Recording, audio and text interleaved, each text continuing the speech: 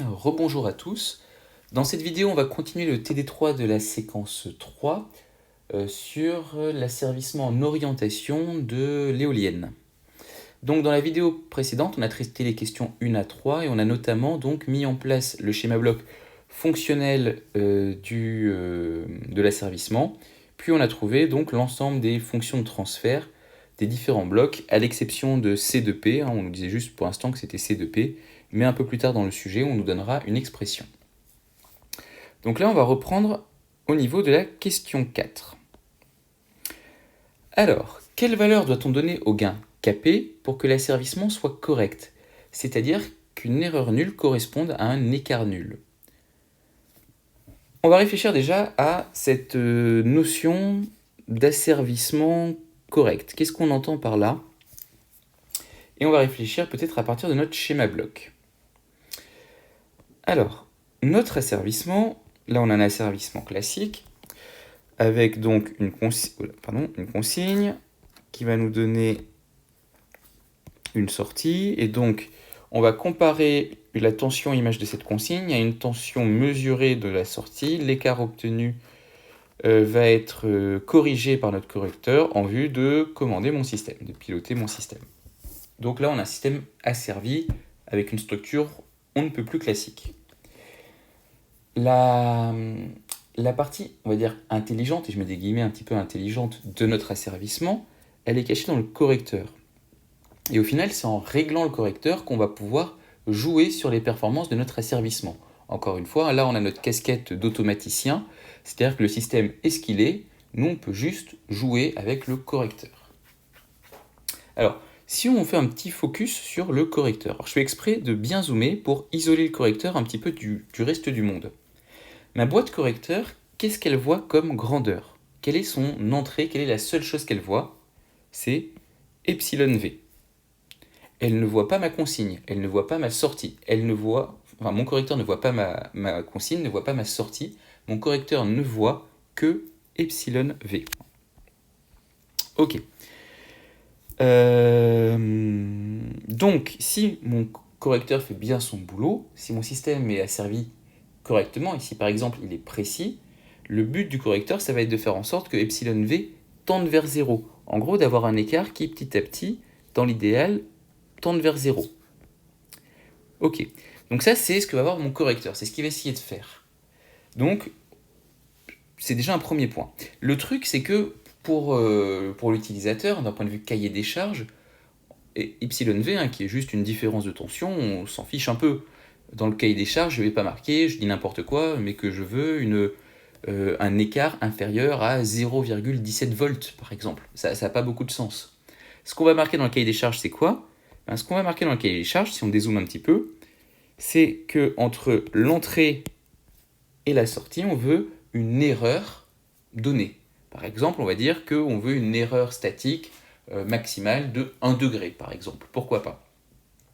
Donc si je résume, ce que voit mon correcteur, c'est simplement mon écart, mais moi ce qui m'intéresse d'un point de vue cahier des charges, c'est mon erreur. En gros, c'est l'entrée moins la sortie. Donc ce qui serait quand même super sympa, c'est que quand mon écart est nul, parce que le but de mon correcteur c'est de faire tendre mon écart vers 0, ça correspond à une configuration où mon erreur est nulle.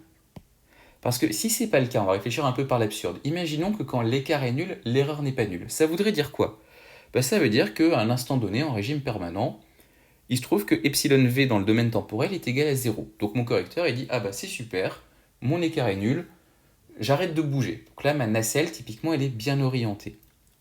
Mais le truc c'est que si j'ai mis des valeurs au pif sur Kp et sur Kc, donc imaginons là je vous fais un petit exemple, je mets Kp qui vaut 10 et Kc qui vaut 1, on peut réfléchir 2 minutes à ça veut dire quoi que epsilon v est égal à 0.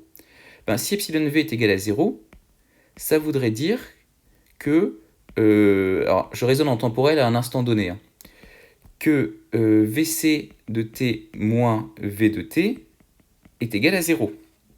Oui, mais Vc de t, c'est 10 fois θc de t. Donc, en d'autres termes, ça voudrait dire que 10 fois θc de t moins une fois, j'ai dit que Kc est égal à 1, juste pour fixer les idées, θ de t est égal à 0. Et là, ce que je vois, c'est que clairement, ça va me donner que, alors je vais essayer de ne pas écrire de bêtises, que θ de t, en pratique, c'est 1/10 de θc de t. Alors, ça veut dire quoi? Ça veut dire, eh ben, imaginez que ma consigne me dise, ah ben je dois tourner de 20 degrés, ok. Eh bien, il suffit, dès que mon éolienne aura tourné en fait de 2 degrés, hein, du 10e de mon entrée, mon écart va s'annuler, et mon système dira, ah c'est bon, je suis en face du vent, pas de problème, j'arrête de bouger. Alors que clairement, bah là j'ai une erreur statique de 18 degrés. Donc là on voit hein, que mon système il n'est pas bien asservi au sens où j'ai toujours une erreur et j'aimerais bien que cette erreur elle tende vers 0 a priori. Donc c'est pour ça qu'on dit en général que quand un système est bien asservi, il faut que quand l'écart est nul, l'erreur soit nulle. Alors au passage j'ai quasiment fait la rédaction de la question, hein, on va le faire ça un tout petit peu plus proprement, mais c'était pour vous présenter l'idée. Qu'est-ce que je voulais vous dire de plus là-dessus? Ah oui, dernier point, alors là je ne l'ai pas précisé dans la question. Pour être tout à fait précis et rigoureux, il faudrait même préciser que ce que je viens de vous dire, c'est vrai en régime permanent. Alors, pourquoi? Parce que selon la dynamique du système, on pourrait être dans une configuration particulière où à un instant donné, si je suis en régime transitoire, je peux avoir mon écart nul alors que mon erreur n'est pas nulle. Ça, c'est dès qu'on aura des correcteurs un petit peu plus compliqués, etc. Bon, pour l'instant, on va dire que c'est transparent, mais retenez que pour que, la phrase complète, ce serait « Pour qu'un asservissement soit correct, il faut qu'en régime permanent, quand l'écart est nul, donc epsilon ici, l'erreur soit nulle. » Alors maintenant, ceci étant dit, on nous demandait de trouver une relation entre Kp et Kc. Alors, ce que je vous propose, je vais juste peut-être... Alors, je vais me faire un petit copier-coller juste du schéma bloc pour l'avoir sous la main et pouvoir travailler dessus directement. Ok. Alors, donc, si l'écart est nul, on va partir exactement comme tout à l'heure, c'est juste qu'on va le faire en littéral. Donc on nous a dit qu'en régime permanent, l'écart est nul. Donc ça veut dire quoi? Ça veut dire en gros que la limite quand t tend vers plus l'infini de epsilon v de t doit être égale à 0. Alors ça c'est égal à quoi? C'est égal à la limite quand t tend vers plus l'infini de vc de t moins v de t. J'ai juste dit que epsilon c'est v moins vc moins v. Ok. Alors, mes vc de t, je peux l'exprimer en fonction de l'entrée. Donc je peux dire que c'est la limite quand t tend vers plus l'infini de, alors vc de t, ça va être kp θc de t moins kc θ de t. Ok. Or, ce qu'on me dit, donc là j'ai utilisé le fait que l'écart est nul. Cette relation-là, ce que je surligne en violet, c'est ce qui correspond au fait que si je l'écris, c'est l'écart qui est nul en régime permanent. Mais qu'est-ce que ça me dit le fait que l'erreur soit nulle? Alors l'erreur nulle, ça veut dire quoi? Ça va me dire qu'en régime permanent, donc la limite quand t tend vers plus l'infini de l'entrée moins la sortie, donc θc de t moins θ de t, est égale à 0. Alors, à partir de là, qu'est-ce que je peux en déduire? Alors, petite remarque, là je vais dire que la limite de la différence, c'est la différence des limites. Pourquoi j'ai le droit de le faire? Pour la simple et bonne raison que mon système est stable. Si mon système n'était pas stable, il faudrait que je fasse un petit peu attention à ce que j'écris. En gros, ce que je suis en train de vous dire, encore une fois, je vous l'ai déjà dit, ça j'ai le droit de l'écrire en SI parce que mes systèmes sont stables et donc la limite de ma différence sera bien la différence de mes limites. Écrivez pas ça en maths, c'est pas vrai dans l'absolu pour deux fonctions quelconques sur R. Alors, maintenant que j'ai pris mes précautions vis-à-vis de mes collègues de maths, petite blagounette, je peux donc dire que ça, j'en déduis au final que la limite quand t tend vers plus l'infini de θc de t, ça va être égal à la limite quand t tend vers plus l'infini de θ de t. Donc à partir de cette relation, je vais pouvoir, dans la relation que j'appelle étoile, là-haut, remplacer donc θ de t par θc de t, puisqu'au final, mes limites dans le domaine temporel vont être identiques à l'infini. Et donc ça va me donner, si je reprends ici, que Alors, je vais marquer OR, si on rédige bien. Ça va me donner que 0, c'est égal à la limite quand t tend vers plus l'infini de... alors, je me suis capé θc de t moins kc θc de t. Voilà, donc, j'ai tout exprimé en fonction de θc de t. Très bien. Donc là, je peux factoriser par θc de t.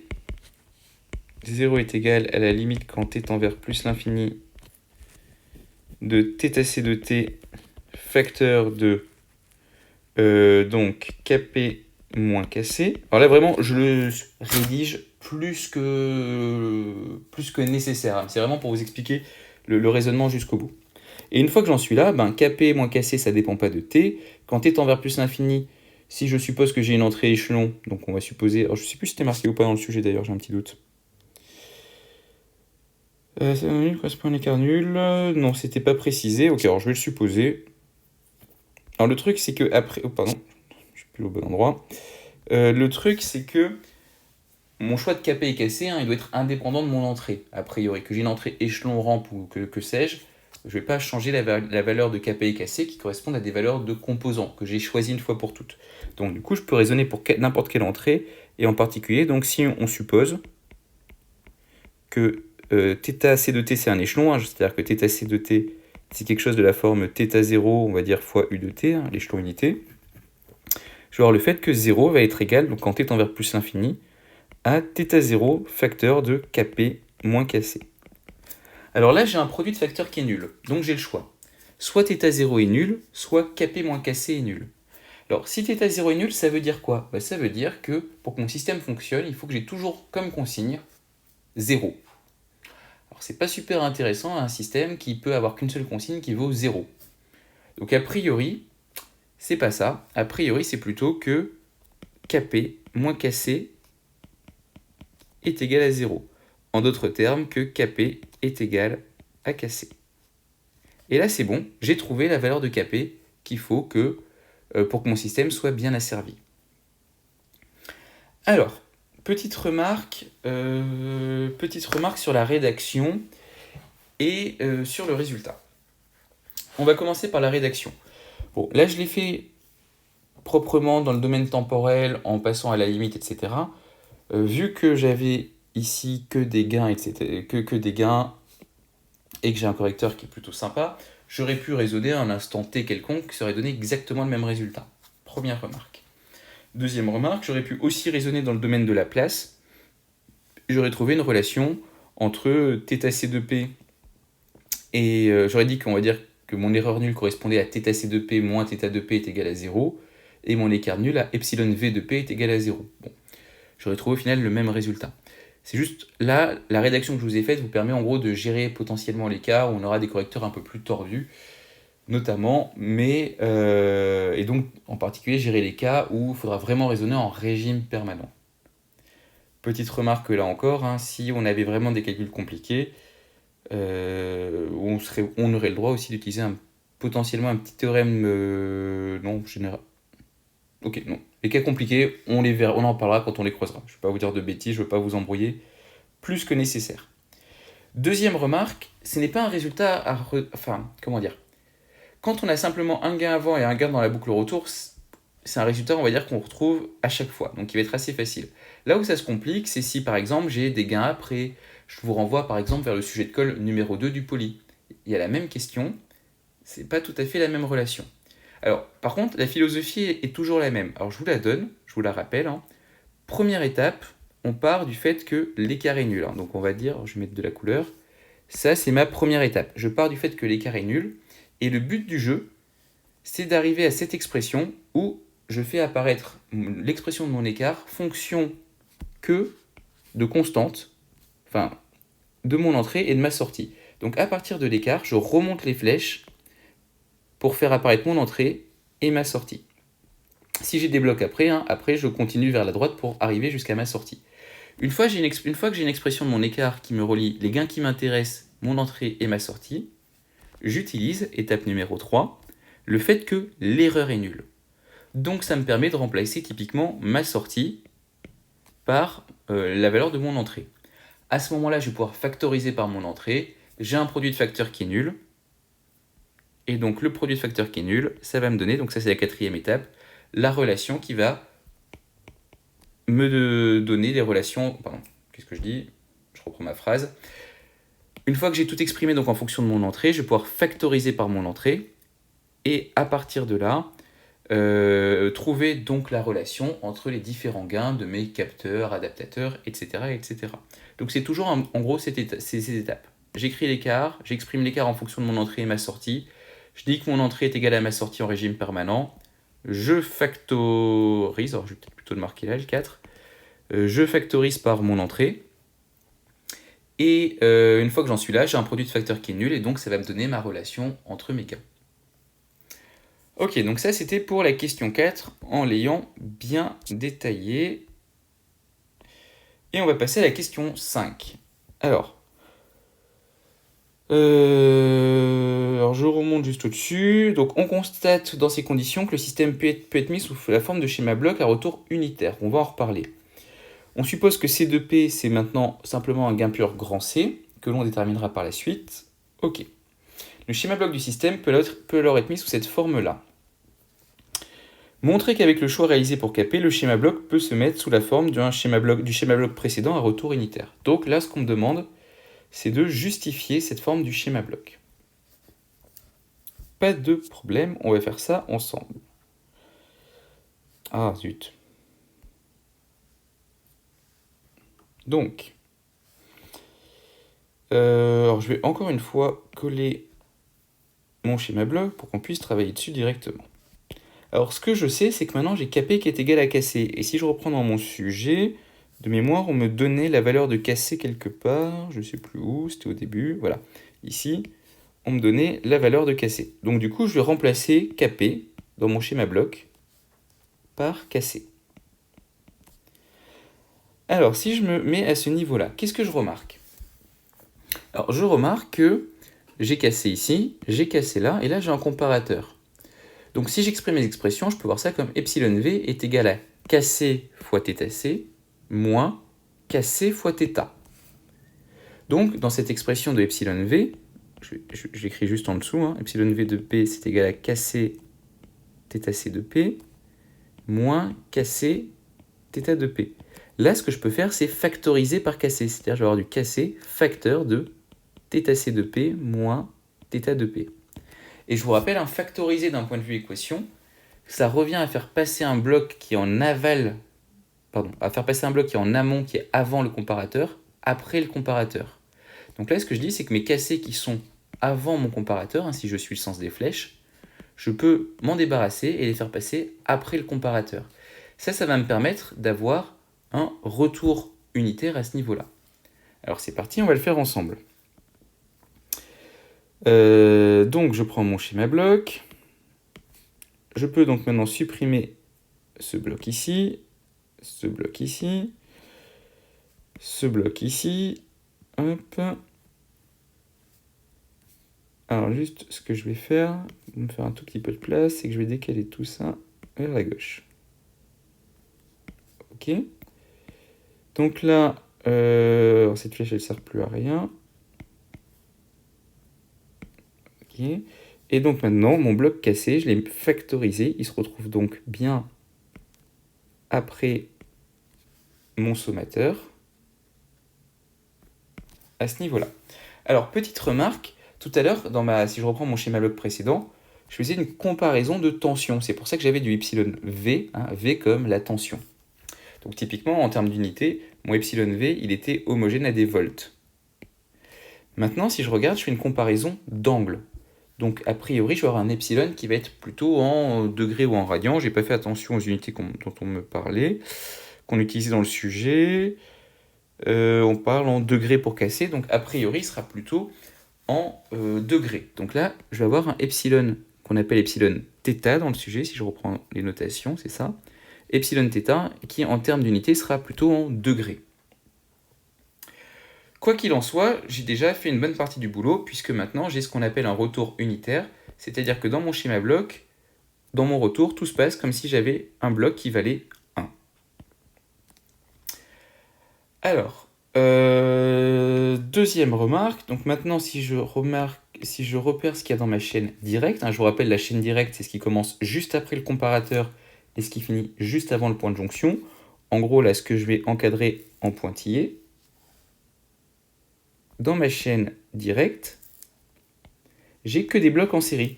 Et donc quand j'ai que des blocs en série, je vais pouvoir les remplacer par un seul bloc. Je vais pouvoir les remplacer par un seul bloc dont la fonction de transfert sera le produit des fonctions de transfert de mes blocs en série. C'est parti, c'est ce que je vais faire maintenant. Ce que je dis là, c'est que je vais pouvoir effacer tout ce qui est à l'intérieur de ce bloc-là.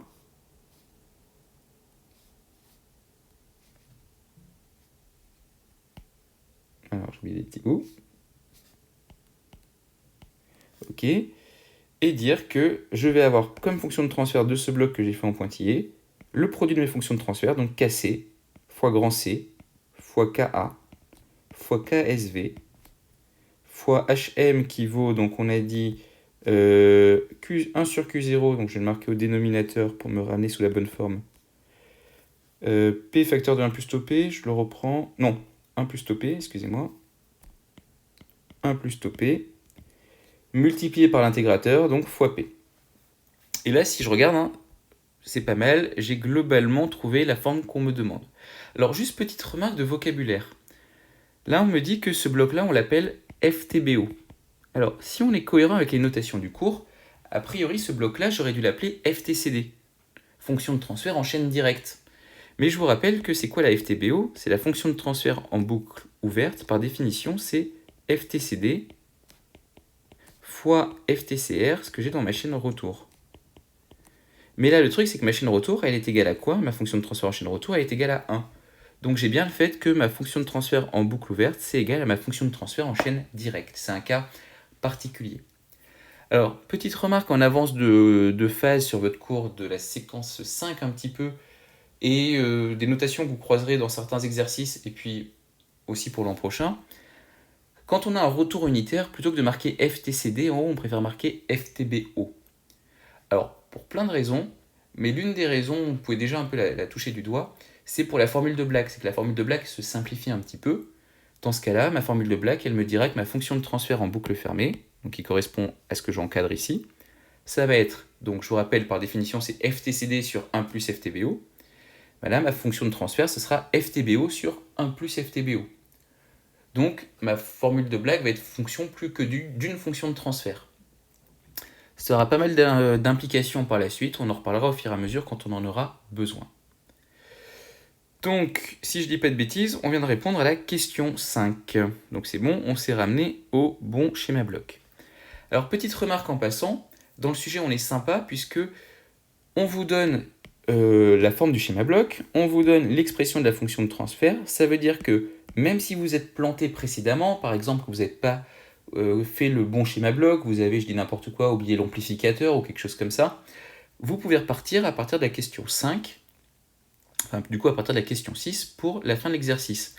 Encore une fois, ça c'est des choses qu'il faut apprendre à repérer dans les sujets, où est-ce qu'on vous donne des bouées pour vous raccrocher pour continuer.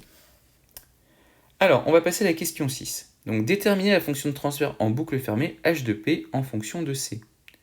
Alors là, ça veut dire quoi? Que je vais chercher la fonction de transfert H de P qui correspond à θ de P sur θc de P.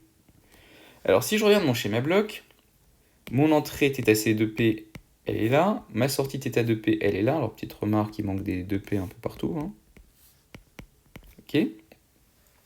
Et là, j'ai une structure de schéma bloc, je viens d'en parler un tout petit peu en avance de phase, assez classique, puisque j'ai une boucle avec un comparateur plus-moins dans le bon sens. J'ai pas de bloc avant, j'ai pas de bloc après. Donc, je vais pouvoir directement trouver la fonction de transfert qui correspond à ce que j'encadre en pointillé. Donc, c'est bien la fonction de transfert qui a pour entrée θc de P et pour sortie θ de P via la formule de Black. Alors, encore une fois, je vous rappelle mon petit conseil de notation. Écrivez quand vous appliquez la formule de Black. Commencez toujours par écrire là, ce que je vous surligne. c'est qu'est-ce que vous calculez. Alors là, dans cet exercice, il n'y a qu'une formule de Black, donc à la limite, il n'y a pas vraiment d'ambiguïté. Mais si vous reprenez les TD précédents, alors que ce soit le TD2 ou le TD4 qu'on a fait, quand on a plusieurs formules de Black, voilà, par exemple, un truc comme ici, où on doit potentiellement faire plusieurs formules de Black, c'est intéressant de préciser à chaque fois, je calcule quelle fonction de transfert en précisant c'est quoi la sortie et c'est quoi l'entrée. Donc écrire vraiment à chaque fois les fonctions de transfert, sortie sur entrée. Comme ça, votre correcteur, il sait exactement ce que vous calculez, c'est plus facile à suivre pour lui, et si c'est plus facile à suivre pour lui, c'est mieux pour vous, globalement. Surtout si votre résultat final n'est pas correct, peut-être que vous pourrez potentiellement récupérer des points intermédiaires. Par contre, si votre correcteur ne comprend pas ce que vous avez fait, il cherchera pas forcément très très longtemps. Alors je me suis perdu dans mon sujet. Question 6, j'en suis là.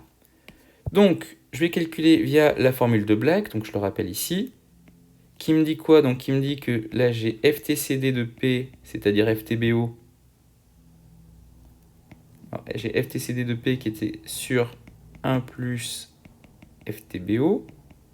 Je vous rappelle, hein, dans ce cas précis, ça va donc nous faire FTBO de P qu'on a calculé précédemment et puis on nous le redonne sur 1 plus FTBO. Ok. Donc là, il ne me reste plus qu'à appliquer et donc dire que H de P, ça va être égal à... Alors, je fais un joli trait de fraction. C, KA, KSV, KC sur Q0P facteur de 1 plus tau P sur 1 plus, donc la même chose, hop, la magie du copier-coller. Ok. Alors je vous rappelle, à chaque fois que vous appliquez une formule de Black, vous obtenez ce genre de résultat, avec une fraction au numérateur et du 1 plus une fraction au dénominateur, et avec quasiment à chaque fois du P au dénominateur du numérateur et du P au dénominateur du dénominateur. Donc la technique pour simplifier les choses, c'est toujours la même. On repère ce qu'il y a au dénominateur du dénominateur et on va multiplier en haut et en bas, donc par ce que j'ai entouré. Alors, ça va me faire quoi? Ça va me donner H de P égale C, KA, KSV, KC sur... Donc en fait, ça me permet de me ramener juste à une fraction. Alors, Q0P, facteur de 1 plus tau P, plus C, KA, KSV, KC. Ok. Alors, une fois qu'on arrive à cette étape, où on se retrouve avec une fraction simple, il faut regarder le dénominateur et se poser toujours les mêmes questions. Petit 1, est-ce que je peux mettre des P en facteur au dénominateur? Ben non, là encore, si je mets un P en facteur, ça me fera apparaître quelque chose sur P, puisque j'ai ce terme-là qui n'est pas multiplié par P. Donc j'ai un système de classe 0. Ensuite, quel est l'ordre de mon système? Alors ensuite, non, avant même de parler de l'ordre du système, hein, vu que je ne peux pas mettre de P en facteur, il faut que le terme qui ne soit pas multiplié par P, donc en l'occurrence celui-là au dénominateur, soit égal à 1. Alors comment je fais ça? Je repère le terme qui n'est pas multiplié par P, et je vais diviser en haut et en bas par ce que j'ai donc entouré en pointillé. Tac. Et en bas par ce que j'ai entouré en pointillé.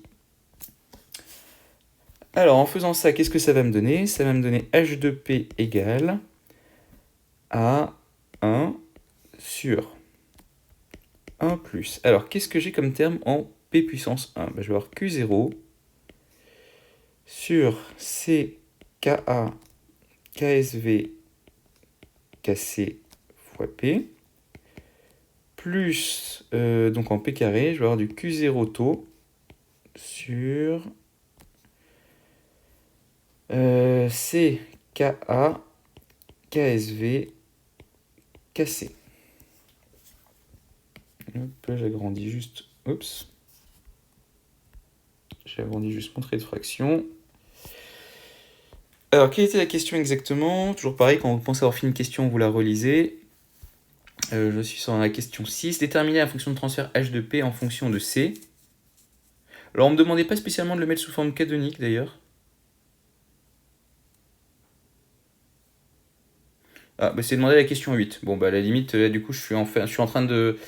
Alors, ok, pour être tout à fait précis, la question 6, on aurait pu, on va dire, s'arrêter à cette étape. Voilà. Pour la question 6, j'aurais pu encadrer ce résultat et m'arrêter là. On ne me demandait pas de le mettre sous forme canonique. J'ai un petit peu débordé de la question. C'est pas faux hein, de le mettre sous forme canonique. Mais on va dire que là, je suis allé un tout petit peu plus loin que ce qui était vraiment demandé dans le sujet. Alors, question 7. Exprimer l'écart epsilon θ. Alors, j'ai dit l'écart, mais après on parle d'erreur. Pourquoi? Parce que, petite remarque, hein, quand j'ai un retour unitaire, l'écart, c'est-à-dire ce qui est en sortie du comparateur, bah là, ça correspond aussi, pile poil, à la différence de l'entrée moins la sortie. Donc là, j'ai l'écart qui est égal à l'erreur. Bon. Donc je peux utiliser les deux vocabulaires. Question 7. Exprimer donc l'erreur θc moins θ sur la position angulaire en fonction de θc et de la FTBO. Point. À l'aide du théorème de la valeur finale, déterminer donc l'écart statique, l'erreur statique, alors je dézoome un tout petit peu, déterminer l'erreur statique epsilon θ s pour une entrée échelon d'amplitude θ0. Ok. Alors, question 7.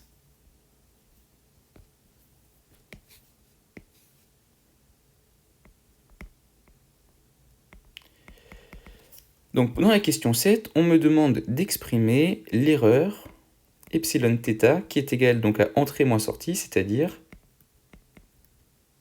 attendez, epsilon θ de p, c'est-à-dire entrée moins sortie, donc globalement θc de p moins θ de p. Donc, et on le veut en fonction de θc de p. Donc là, j'ai du θc de p, c'est gagné. Par contre, là, il faut que je remplace θ de p de sorte à faire apparaître θc de p et la FTBO, on va dire. Ok. Alors, epsilon θ de p, c'est égal à quoi? Donc, c'est égal à θc de p, lui, je le garde, moins θ. Alors, θ, par définition, si je reprends mon schéma bloc que j'ai pas dessiné ici, c'est pas grave, j'ai dessiné là. Hop, je fais un peu de place. Ce que j'ai entouré en pointillé là, c'est un bloc qui aurait pour fonction de transfert h de p. Et donc j'ai quoi? J'ai θ de p qui est égal à h de p, la fonction de transfert de ce bloc, fois θc de p. Par définition hein, de ce qu'est h de p. C'est marqué ici, h de p, c'est bien égal à θc de, c'est bien égal à θ de p sur θc de p, donc θ de p c'est égal à h de p fois θc. h de p fois θc de p. Ok. Donc maintenant je peux factoriser par θc de p et avoir epsilon θ de p qui va être égal à θc de p facteur de 1 moins h de p. Petite remarque, hein, c'est exactement le même raisonnement que ce qu'on a fait dans le TD4 la semaine dernière. Enfin, ça dépend quand est-ce que vous regardez la vidéo. TD4 de la séquence 3. Mais moi, on ne veut pas exprimer dans cette question epsilon θ en fonction de h, mais en fonction de la FTBO. Oui, mais pas de souci, parce que je sais que h de p, je l'ai marqué ici, h de p c'est égal à quoi? C'est égal à FTBO sur 1 plus FTBO. Donc je vais pouvoir dire que epsilon θ de p, c'est égal à θc de p, je me refais un peu de place, θc de p, facteur de 1 moins FTBO de p sur 1 plus FTBO de p. Alors on pourrait s'arrêter là, mais on peut un tout petit peu simplifier les choses, hein, puisque si on met au même dénominateur, ça va nous faire que epsilon θ de p est égal à θc de p facteur de, donc si je mets au même dénominateur, je vais avoir du 1 plus FTBO de p moins FTBO de p sur 1 plus FTBO de p, c'est-à-dire epsilon θ de p va être égal à θc de P sur 1 plus FTBO.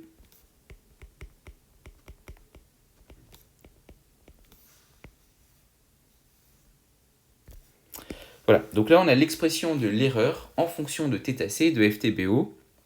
Donc on a répondu à la première partie de la question, et si on prend la suite de la question, c'est plus bas. Voilà, exprimer θc, blablabla, à l'aide du théorème de la valeur finale, c'est bien, ça va être l'occasion de le rédiger, déterminer la valeur de l'erreur statique epsilon θs pour une entrée échelon d'amplitude θ0. Alors, donc là on nous impose d'utiliser le théorème de la valeur finale, pas de problème, du coup je vais l'utiliser. Qu'est-ce qui nous dit ce théorème de la valeur finale? Premièrement, je vous rappelle que pour avoir le droit de l'utiliser, il faut dire que le système est stable. Alors, est-ce que notre système est stable? Oui. Pourquoi? Parce que c'est un système du second ordre, on ne l'a pas encore complètement démontré. Oula, d'ailleurs, je me rends compte que j'ai oublié un P carré ici. C'est le problème quand vous n'êtes pas derrière moi au tableau, là. Je peux faire des petites coquilles comme ça. Donc, je disais, le théorème de la valeur finale, pour avoir le droit de l'utiliser, il faut commencer par dire que le système est stable. Alors, si on peut le vérifier, on le vérifie. Je vous rappelle, on a vu deux définitions de la stabilité. Séquence 1, un système est stable si pour une entrée bornée, sa sortie est bornée. Séquence 3, un système est stable. Ça veut dire que les pôles de sa fonction de transfert sont tout à partie réelle, strictement négatifs. Alors, en pratique, là, on peut justifier que le système est stable. Pourquoi? Parce que là, j'ai un système de quel ordre et de quelle classe? On a un ordre 2, classe 0. En gros, c'est le système d'ordre 2 qu'on a vu dans la séquence 2. Et on sait que pour une réponse échelon à notre système, il va avoir soit une réponse avec un régime apériodique, soit un régime pseudo-périodique, mais normalement, il ne devrait pas diverger. Donc, pour mon entrée échelon borné, ma sortie est bornée. Donc, je pourrais justifier comme ça que mon système est stable. Là, je vais le dire, le système est stable. Je ne vais pas y passer trop de temps sur cette justification. Donc, je peux utiliser le théorème de la valeur finale.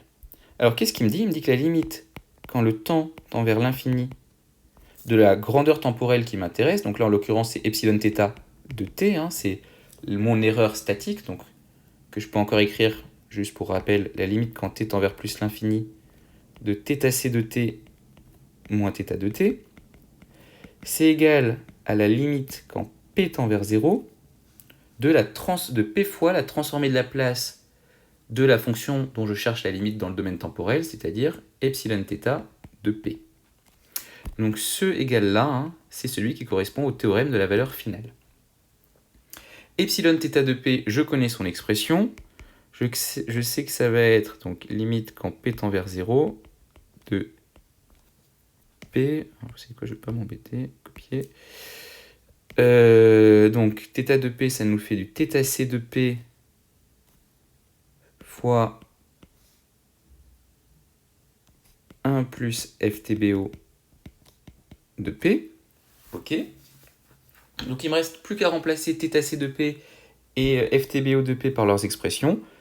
Ça me fait égal à la limite quand P tend vers 0 de P fois. Alors θc de P, on m'a dit que θc c'était un échelon d'amplitude θ0. La transformée de la place de θ0 de fois U de t, je vous rappelle, si je fais la transformée de la place de cette fonction, je vais obtenir θ0 sur P.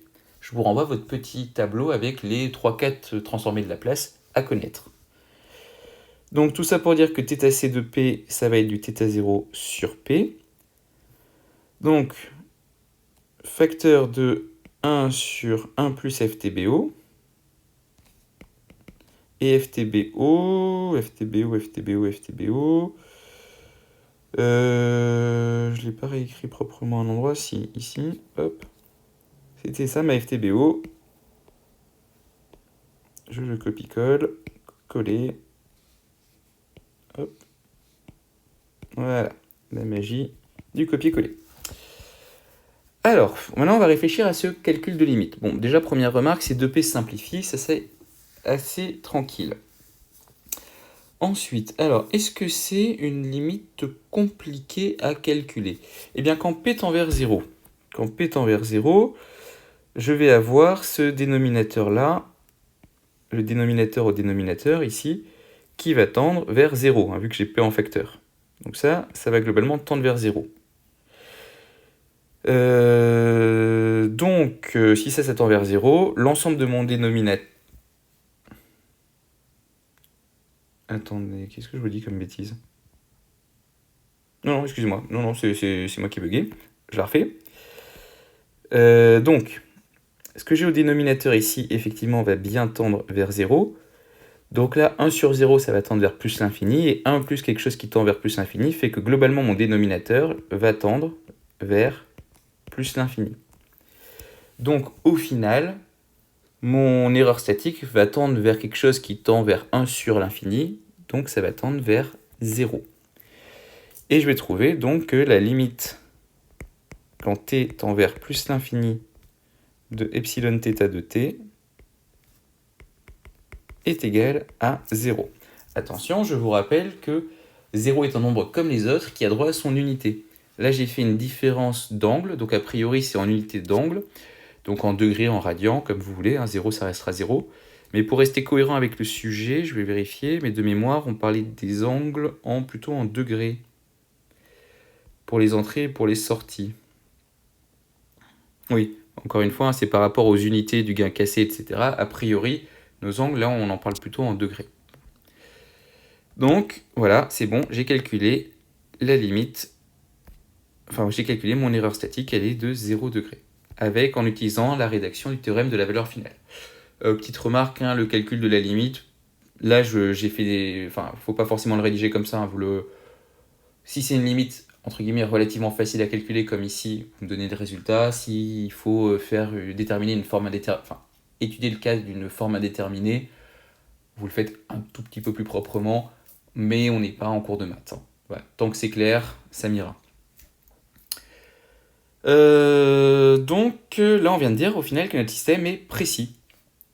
Donc, c'est quand même pas inintéressant. Quand on met une consigne, a priori, une consigne angulaire sur notre nacelle, notre éolienne va finir par viser au bon endroit. Donc, la précision, on n'avait pas spécialement de critères de cahier des charges dessus, mais quoi qu'il en soit, c'est précis, c'est toujours ça de prix. Combien il reste? Ok, quelques questions. Alors, question 8. Mettre la fonction de transfert en boucle fermée, donc h de p, sous forme canonique, et déterminer ses paramètres caractéristiques, k, xi et oméga 0, en fonction de c. Faire l'application numérique, attention aux unités. Alors là, on a en fait déjà fait une partie du boulot, puisque j'ai mon h de p à ce niveau-là. Je vais le récupérer. Ok, copier. Question 8. Coller. Donc là, j'ai h de p que j'ai mis sous forme canonique. J'ai une fonction de transfert de classe 0 ordre 2. Donc je sais, d'après mon cours, que la forme canonique est de la forme, je la mets entre guillemets, k sur 1 plus 2 xi sur oméga 0 p plus p carré sur oméga 0 au carré. Donc à partir de là, il faut que j'identifie k, xi et oméga 0. Donc au numérateur, ici je vais avoir k. Le terme qui est devant p carré, c'est du 1 sur oméga 0 au carré. Le facteur, excusez-moi, qui est devant p carré. Et le facteur qui est devant p, c'est égal à du 2 xi sur oméga 0. Donc à partir de là, je fais l'identification. On va écrire ça proprement. On a k qui est égal à 1. Pour oméga, deuxième état, alors k est égal à 1, c'est plus facile. Ensuite, je vous rappelle, on commence par trouver oméga 0 en disant que c'est la racine carrée de l'inverse de ce qu'on a devant le p carré. Donc on a oméga 0 qui va être égal à racine carrée de CKA KSV KC sur Q0 fois tau. Et enfin, pour trouver xi, on dit que 2 xi sur oméga 0, c'est égal à Q0 sur CKA KSV KC. Il ne nous reste plus qu'à isoler xi. Et on trouve que xi, c'est égal à donc Q0 sur 2 CKA KSV KC. Mais oméga 0, je connais, donc je peux le remplacer. Donc fois oméga 0 qui vaut CKA KSV cassé sur Q0 taux. La vraie difficulté, hein, c'est de ne pas oublier une lettre. Hein. À partir de là, je peux un tout petit peu simplifier les choses en faisant rentrer donc CK, KSV cassé dans la racine. Hein. Si je fais ça, ça va me donner au final que Xi est égal à donc Q0 sur 2 racine 2. Oula, je me suis planté. Racine 2. Alors.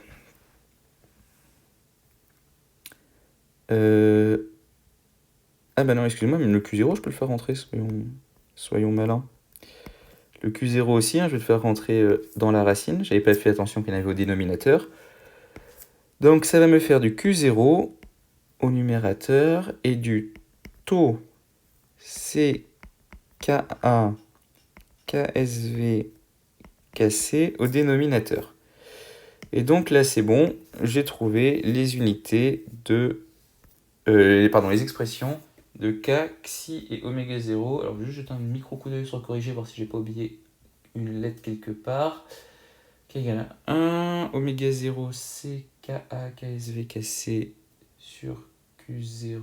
Ah, pourquoi j'ai plus de taux qui traînent?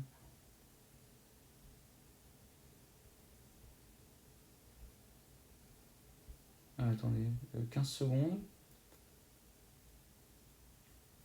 J'ai perdu un taux dans la bataille.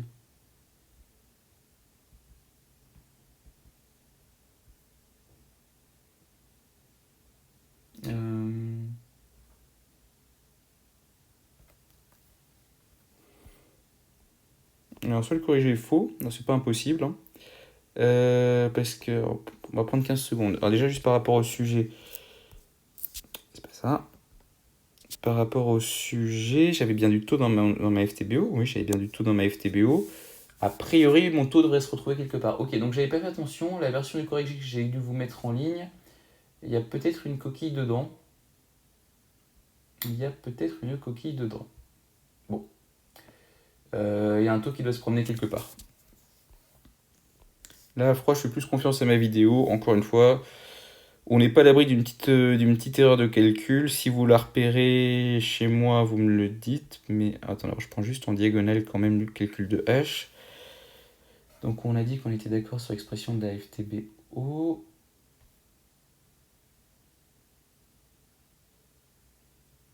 Alors attendez, FTBO c'est bien du CK, KSV cassé sur Q0, P1 plus taux P. Tac tac, donc ça je suis d'accord. Je multiplie, ça simplifie. Je pense être d'accord avec moi-même, c'est déjà bien. Et je pense être toujours d'accord avec moi-même. Ok, non, bah, je pense que c'est dans mon corrigé que j'ai fait une coquille. Bon, bah, comme quoi. Ok, bon, quoi qu'il en soit, on arrive là-dessus.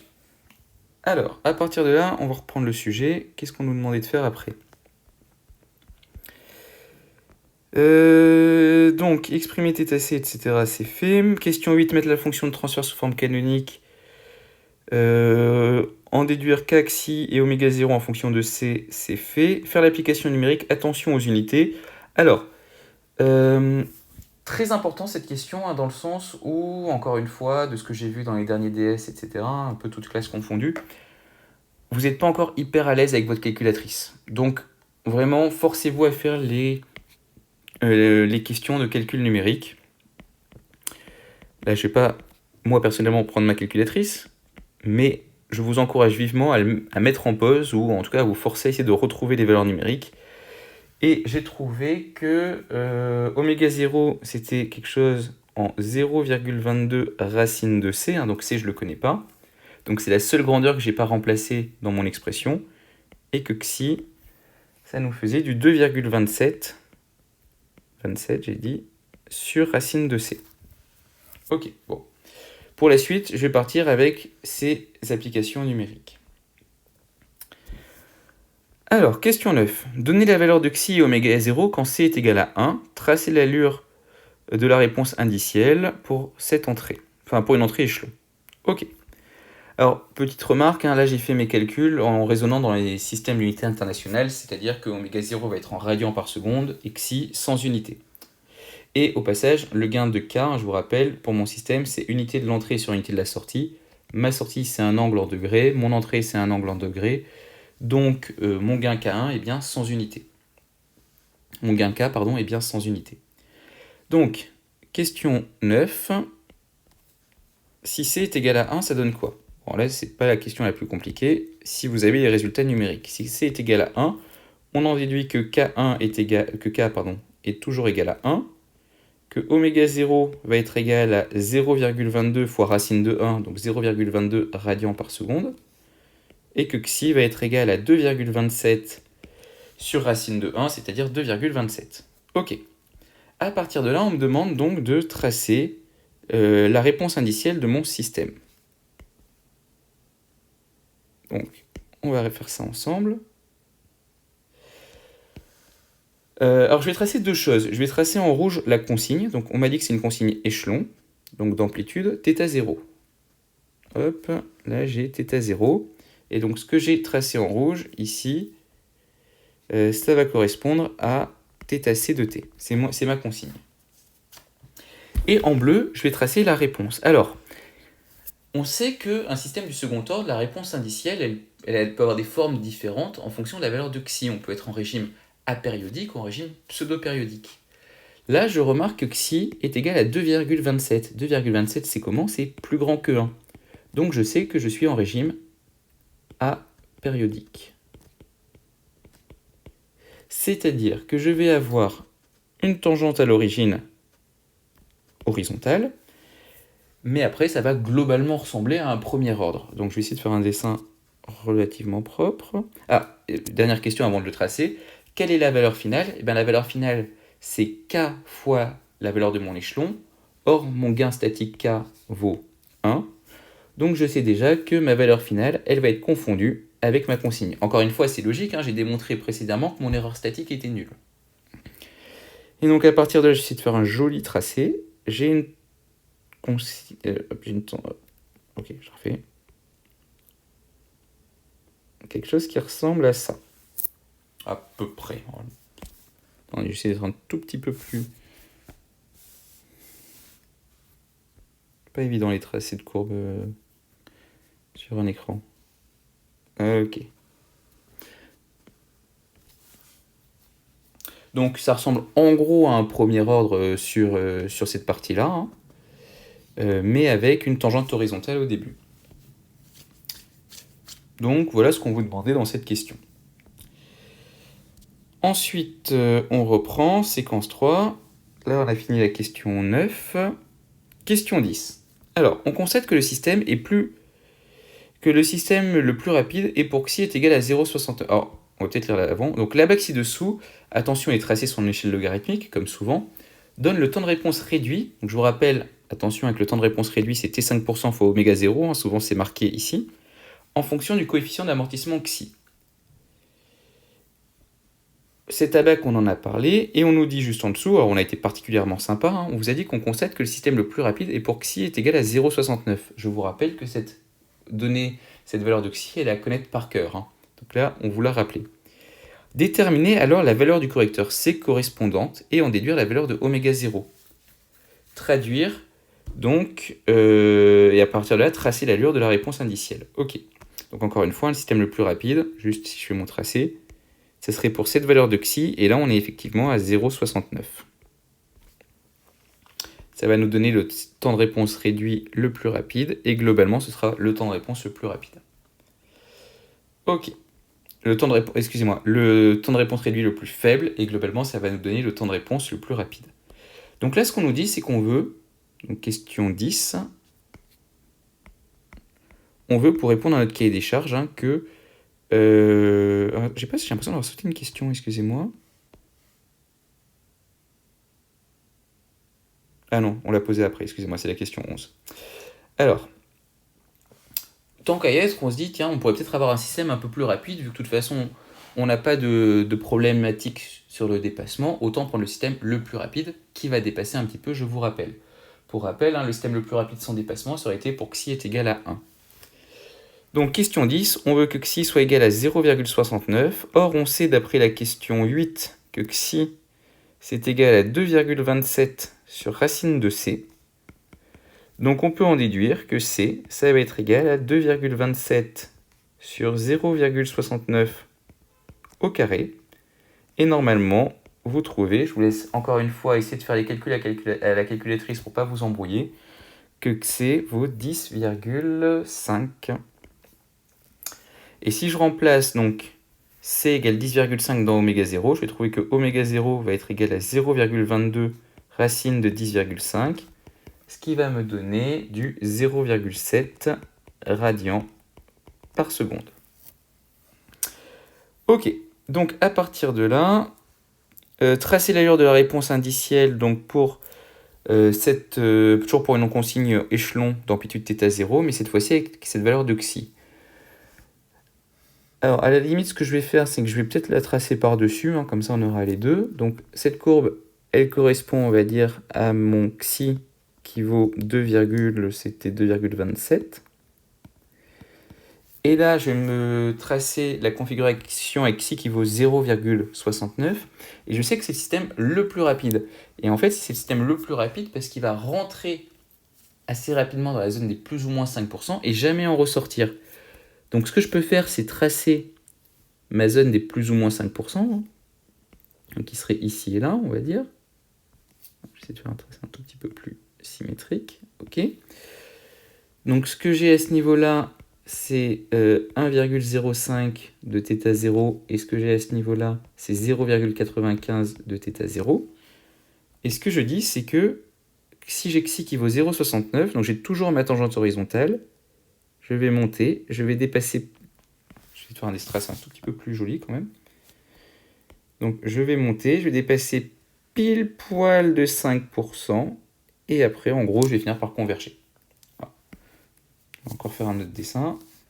Et moi je suis vraiment pas un artiste, hein.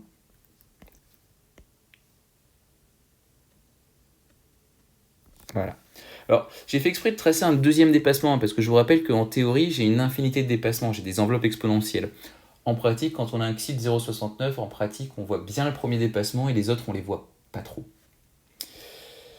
Voilà, et donc cette courbe, ce serait ma courbe tracée pour xi qui est égal à 0,69.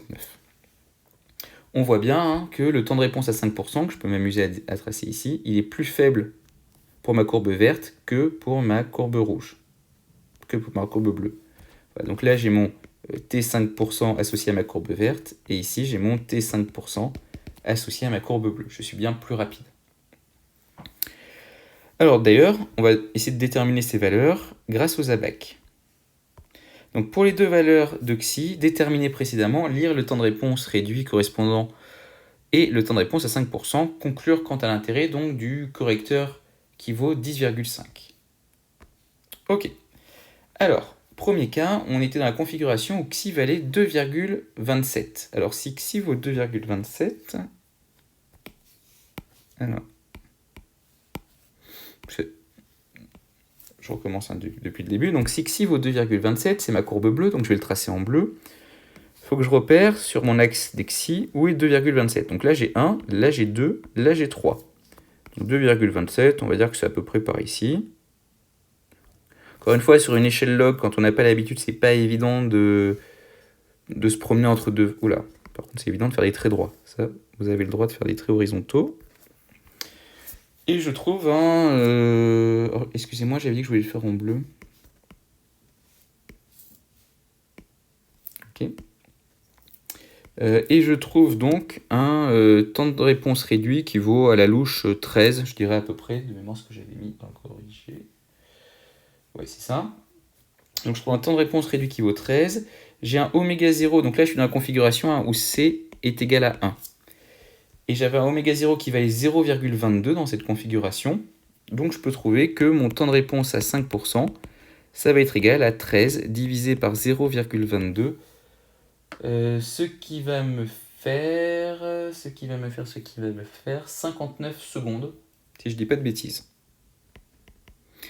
Alors clairement, là on a un système qui est lent, hein, c'est-à-dire que on veut se déplacer de 20 degrés, je dis n'importe quoi, parce que le vent a changé de direction, l'éolienne va mettre 1 minute à se déplacer de 20 degrés. C'est énorme. Maintenant, si je prends ma valeur de xi, de C, donc qui vaut, on avait dit 10, c'était combien? J'ai oublié. 10,5. Si je prends C qui vaut 10,5, qui correspond donc à mon xi qui vaut 0,69, hein, c'est marqué ici, sur la droite, je vais donc être pile poil au minimum. On va essayer de faire un tracé un tout petit peu plus propre, voilà. Donc là, je suis pile poil à xi qui vaut 0,69. Et là, tout à l'heure, j'étais à xi qui valait 2,21. Et donc, si je lis le temps de réponse réduit, je vais trouver un tout petit peu moins de 10. Combien j'avais noté de 10. Oula, qu'est-ce que je dis? Un tout petit peu moins de 3. Donc là, j'ai 1, là, j'ai 2, là, j'ai 3. Allez, même, on va être généreux, on peut même l'arrondir à 3. Ça m'arrange. C'est juste pour avoir les résultats numériques sous la main. Donc là, j'ai un temps de réponse réduit qui va être à peu près égal à 3. Alors en pratique, c'est même un tout petit peu moins.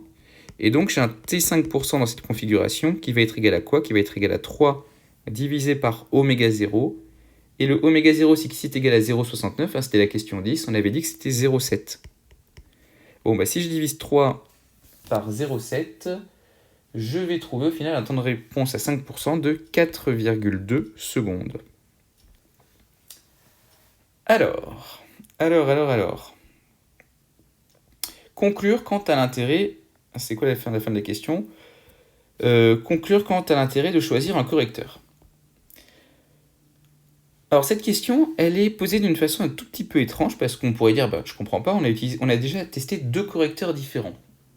Alors en pratique, quand on prend que C est égal à 1, tout se passe dans notre schéma bloc, alors mon schéma bloc il n'est pas ici, tout se passe dans notre schéma bloc comme si, dans l'idée, on n'avait pas mis de correcteur. Alors je remonte là, par exemple, sur ce schéma bloc là.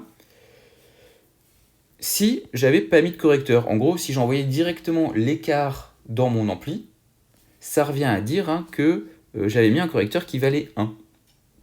Donc, en gros, mes courbes bleues, mes résultats en bleu, correspondent à la réponse de mon système sans correcteur. Et assez souvent dans les sujets, on se propose au début de tester C égale 1, qui est en fait, on va dire, un système asservi sans correcteur, ou avec un correcteur unitaire. Et ce qu'on voit, c'est que clairement, le comportement, il n'est pas génial. Parce que le temps de réponse à 5% de 59 secondes, ça pique un peu. Alors que si on règle correctement le correcteur, on peut avoir un temps de réponse à 5% minimal de 4,2 secondes. Donc c'est intéressant. Alors, petite remarque en passant, que nous disait notre cahier des charges?